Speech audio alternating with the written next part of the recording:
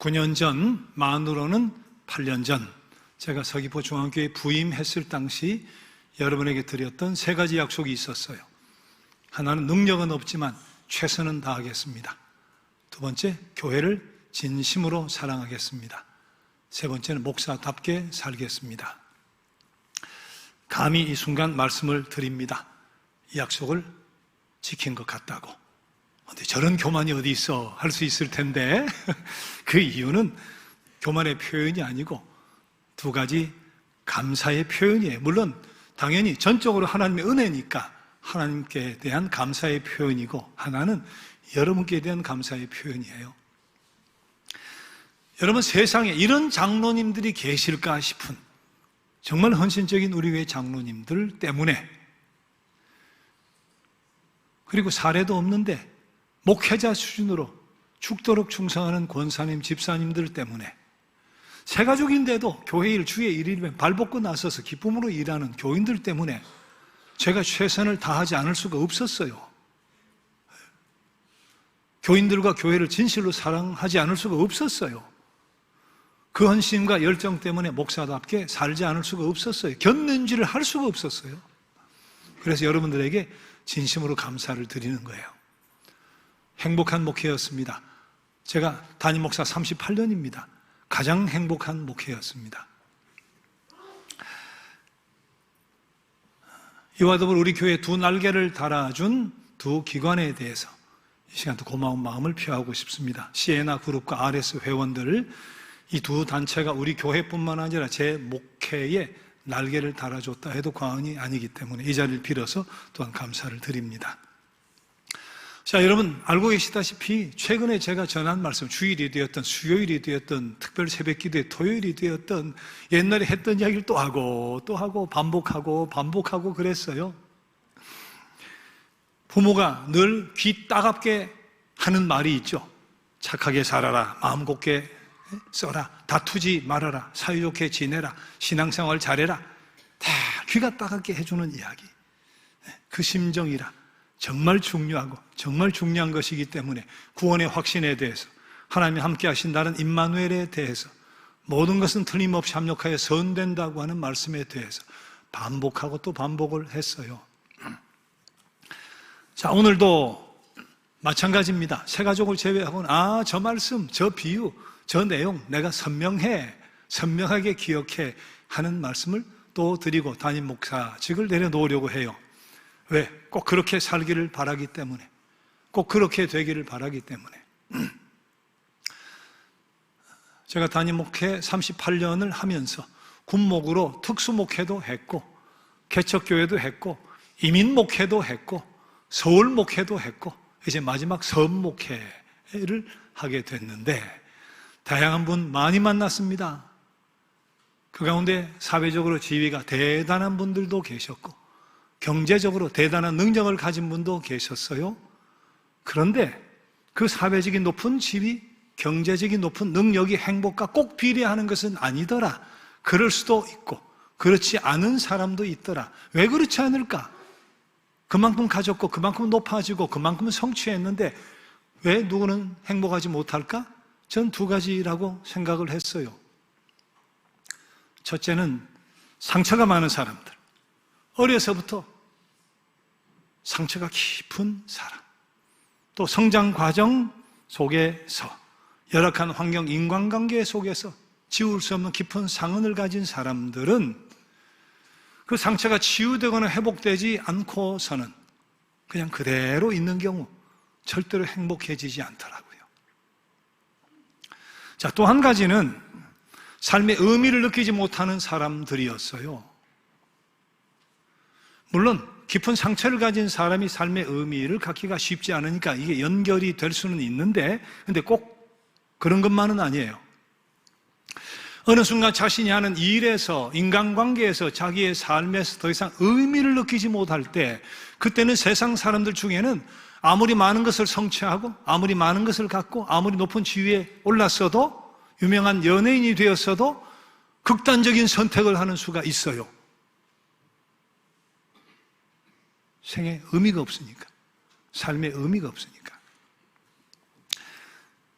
하지만 아주 열악한 환경이고 처절한 삶의 자리인데도 환경과 자신의 삶의 의미를 부여하면서 그 의미를 붙들고 발버둥을 치면서 살아가는 사람은 때가 되니까 처절한 삶이 승리의 삶으로 바뀌더라고요. 그래서 삶의 의미라고 하는 것은 행복과 직결되는 거예요. 평범한 삶이든 일반적인 삶의 수준을 넘어서는 화려한 삶이든 삶의 의미를 찾지 못하면 그 삶은 그 자체가 고통입니다. 불행입니다. 자, 하지만 엄청난 시련과 고통 속에서도 삶의 의미를 붙들 수만 있다면 그 삶은 가치가 있어져요. 살만한 인생이 돼요. 행복한 삶이 될 수 있어요.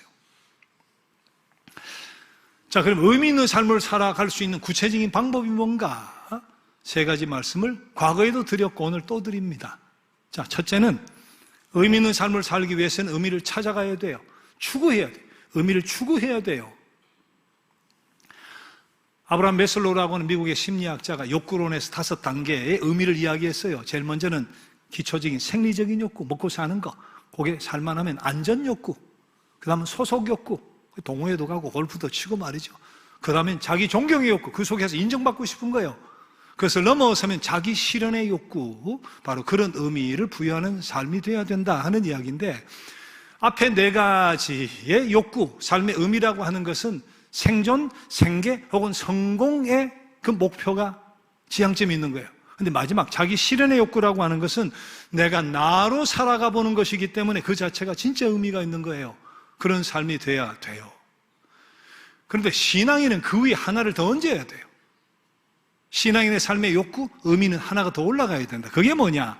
특별한 삶의 수준이 신앙인에게 있는데 그것은 나에 대한 하나님의 뜻과 목적과 기대, 내 삶의 의미와 목적을 나를 향한 하나님의 뜻과 소원과 기대에 두고 사는 거예요. 그게 신약 빌립보서 2장 13절 본문의 말씀입니다. 보세요.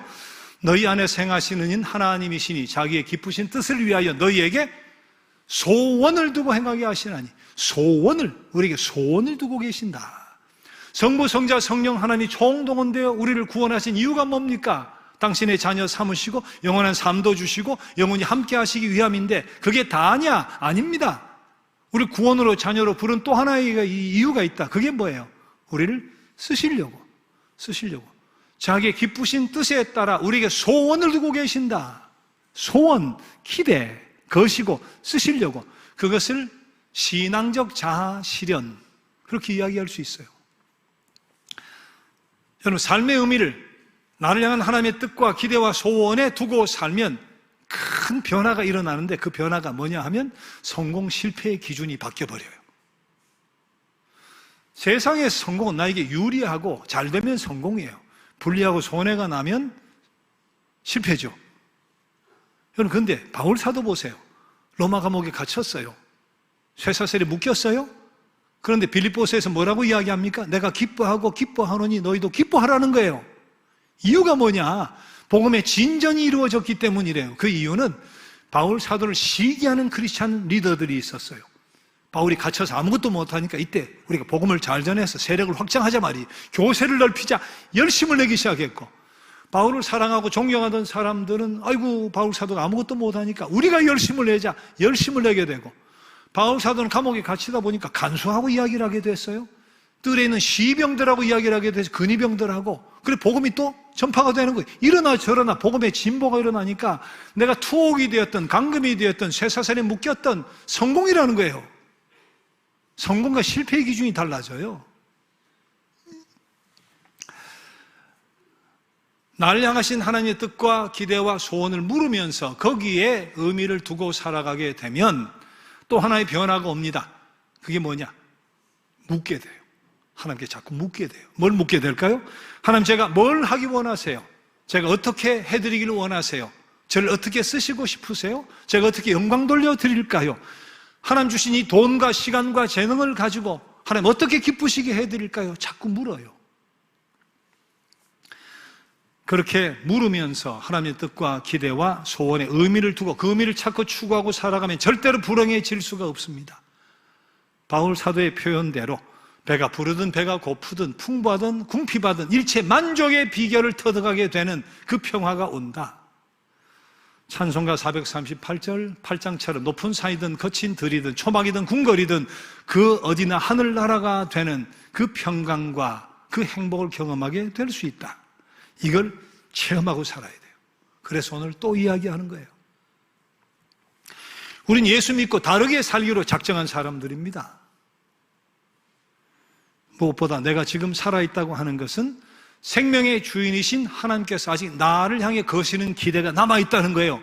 내가 살아있다, 아직도 숨쉬고 있다고 하는 것은 나를 향한 하나님의 기대와 소원이 남아있다.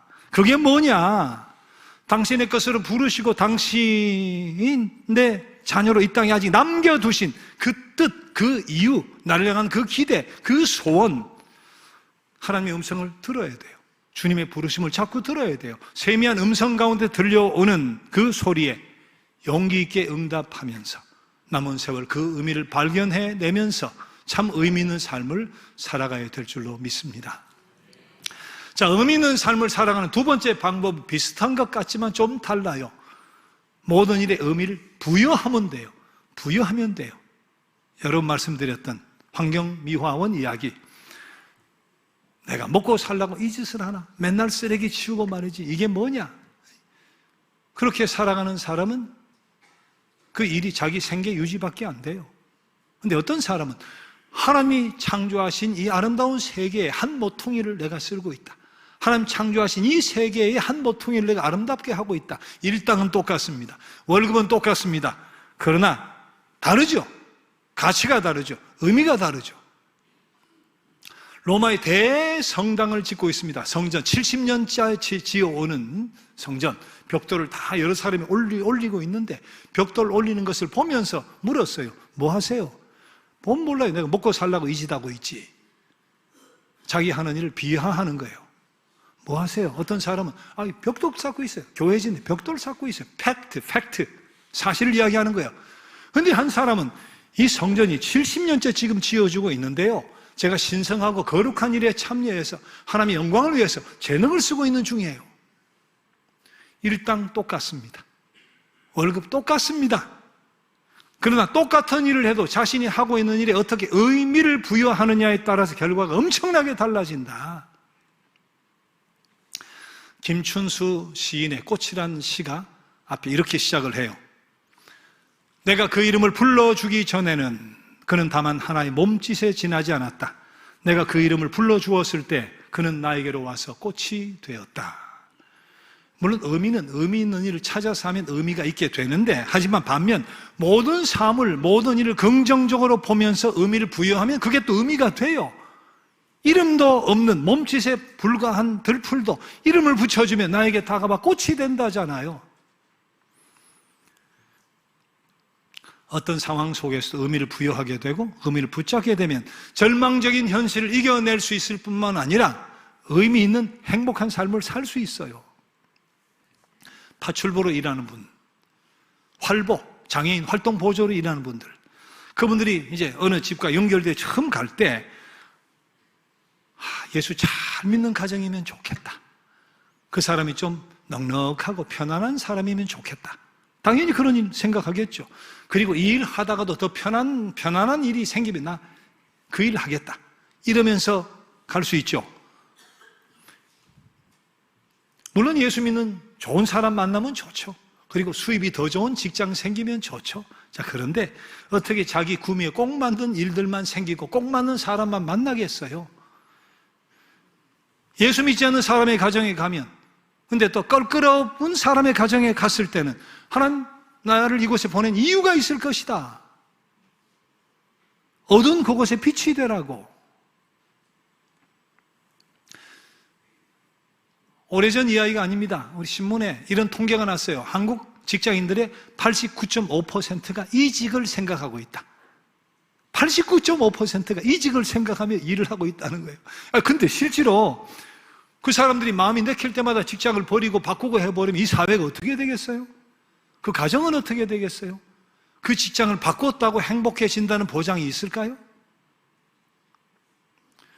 하나님이 새로운 삶의 길로 인도해 주시기까지는 이 자리가 십자가의 자리라도 하나님의 섭리 가운데 주신 소명의 자리다. 그렇게 고백하며 의미를 부여하고 살아야 돼요. 자, 이 말씀도 익숙하죠. 이 비유도. 이 비유가 아니라 실화죠. 2001년 9월 11일 이슬람 극단 테러리스트들이 뉴욕의 쌍둥이 빌딩을 무너뜨렸을 때, 세계 뉴욕 무역센터였죠. 뉴욕 세계 무역센터. 연기가 자욱하고 할 때 비상계단을 통해 그 많은 사람들이 막 쏜살같이 밀려서 내려오고 있는데 역순으로 올라가는 사람이 있었어요. 누구겠어요? 소방관들. 기자가 안개가 연기가 자욱한 곳에서 그 올라가는 소방관을 찍으면서 물었어요. 왜 올라가느냐고. 왜 올라가느냐고. 그때 황급히 올라가면서 한 답이 This is my job. This is my job. 이게 내 일이란 말이야. 내 일이란 말이야. 밥 먹고 살려고 하면 올라가면 안 되죠. 살려고 하는 일인데, 밥 먹고 살려고 하는 일인데,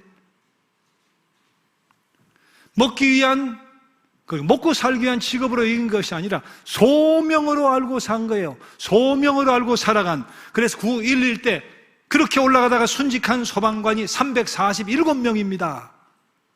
347명이 그렇게 올라가 구조 작업하다가 건물에 깔려 죽었어요. 347명이.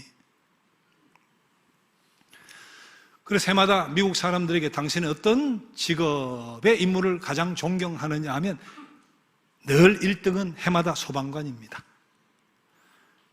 소방관들이 가장 큰 고마움을 느낀다고, 가장 존경하고 신뢰한다고. 그게 소명이에요. 내가 선 자리를 하나님 섭리 가운데 세워주신 소명의 자리라 생각하고 거기에 의미를 부여하고 살아가는 거. 우린 여느 환경과 삶은 물론이지만 고통에도 삶의 의미를 부여할 수 있어요. 고통에도. 왜? 지나고 나니까 고통도 하나님의 은혜잖아요. 지나고 나니까 이 고통 속에도 하나님의 선하신 섭리가 있었다는 것을 깨닫게 되잖아요. 로마서 8장 28절 하나님을 사랑하는 자 그의 뜻대로 부르심을 입은 자들에게는 모든 것이 결국에는 합력하여 선이 되게 된다. 의미 있는 삶을 살기 위해서는 의미를 추구하면 돼요. 의미 있는 일을 하면 돼요. 또 한 가지는 내 선자리 하는 모든 일에 의미를 부여하면 돼요. 근데 또 한 가지 방법이 있어요. 그것은 죽음을 의식하면 돼요. 죽음을 의식하면. 오늘 시편 90편 모세의 기도잖아요. 사람이 살면 70이고 잘 살면 80인데 그것도 수고와 슬픔밖에 없고 신속기간이 날아간다. 주여 내가 남은 날을 잘 계수하게 해주셔서 남은 날은 지혜롭게 살게 하소서. 자, 그 기도인데 이 모세의 이 기도, 우리에게 우리나라 계수함을 가르치사 지혜롭게 살게 하소서. 요 귀절을 마틴 루터는 이렇게 번역을 했어요. 우리가 죽을 수밖에 없음을 기억하도록 가르쳐 주셔서, 우리가 죽을 수밖에 없다는 사실을 알도록 가르쳐 주셔서 남은 세월은 지혜롭게 하소서. 그렇게 번역을 했어요. 예수께서는 당신께서 이 땅에 오시는 그 순간부터 죽음을 의식했습니다. 왜 오셨는데요? 십자가 죽으시러 오신 거니까. 이 땅에 오시는 그 순간부터 죽음을 의식하신 거예요. 공생의 3년 죽음을 염두에 두고 사셨어요.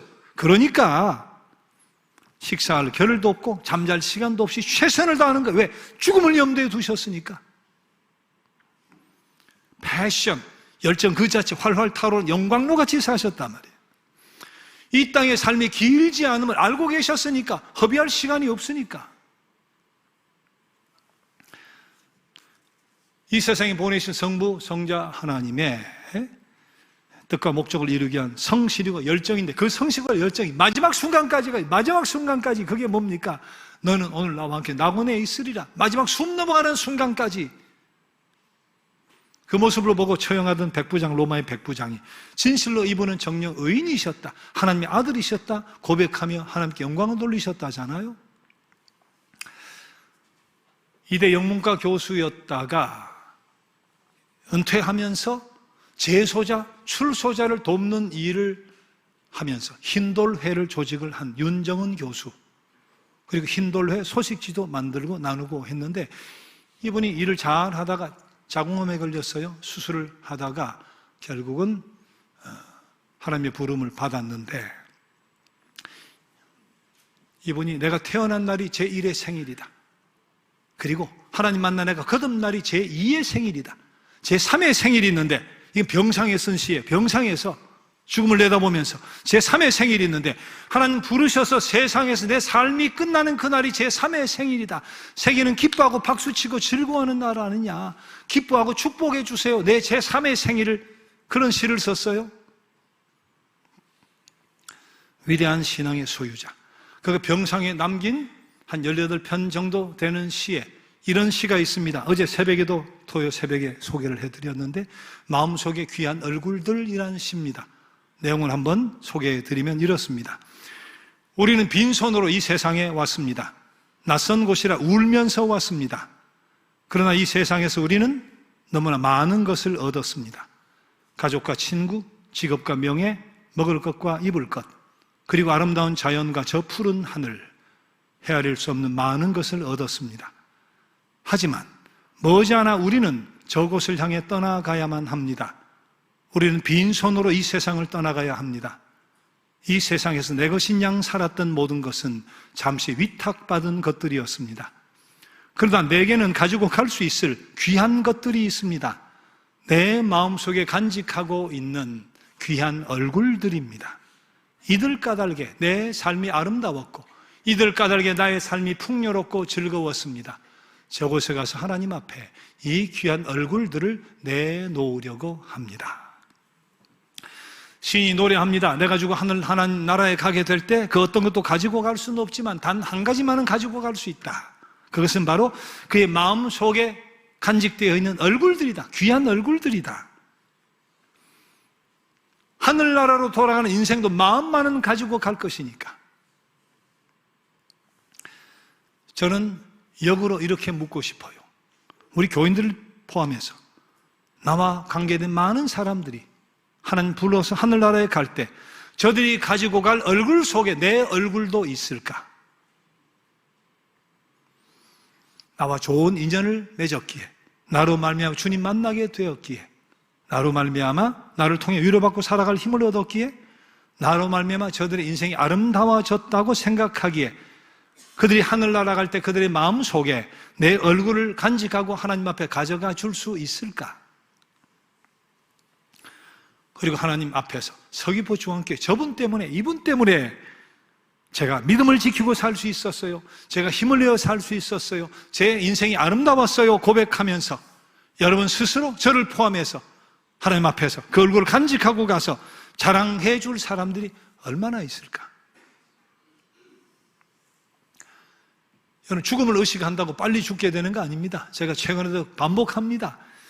죽음 앞에 너무 당당하면 나를 데리러 왔다가 겁을 내고 꼬리를 내리고 도망가요. 근데 우리가 죽음을 의식하면 이게 왔다가 도망도 가지만 죽음을 의식하고 살면 지혜롭게 살게 됩니다. 정말 지혜롭게 살게 돼요. 왜? 죽음을 염두에 두면 모든 것을 받아들일 수 있으니까.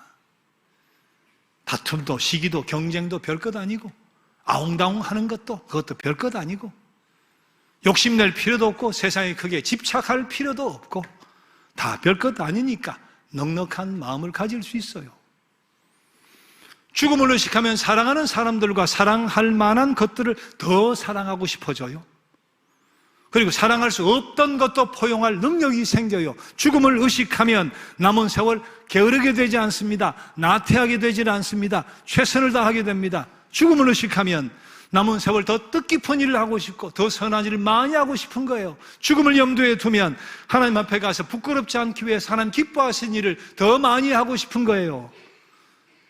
그렇게 되면 결과 누군가의 마음속에 간직된 귀한 얼굴이 되는 것이고 하나님 앞에 가서 내놓고 싶은 귀한 얼굴이 되는 거죠.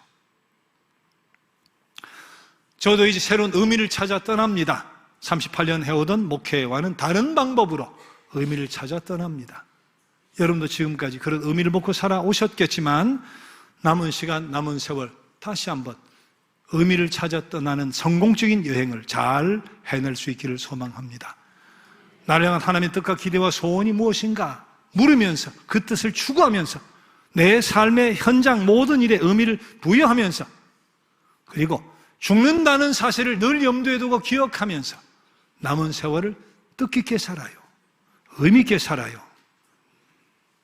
그렇게 살면 남은 생이 생생해집니다. 더 보람되고 더 감격되고 더 기쁘고 더 행복한 삶이 되게 돼 있어요. 그리고 그런 의미 있는 삶을 통해 여러분 자녀들, 후손들, 신앙의 후배들이 그 발자국을 바라보면서 그 발자국을 따라오면서 의미 있는 복된 삶을 살아가게 되는, 역사를 일으키는 축복의 통로가 되는 거죠. 이런 귀한 성공적인 삶을, 의미를 찾아 멋진 여행을 떠나는 저와 여러분이 되기를 주님의 이름으로 축복합니다. 이제는 우리 주 예수 그리스도의 은혜와 하늘아버지의 극진하신 사랑과 성령님의 감화감동 역사 교통하심이 앞으로 이상호 목사님의 목회 사역 위에, 우리 교회 모든 섬김과 사역 위에, 성도님들의 섬김과 또 인생 발걸음 위에, 가족과 민족, 세계 열방 위에 이제부터 영원토록 함께하길 간절히 축원하옵나이다. 아멘.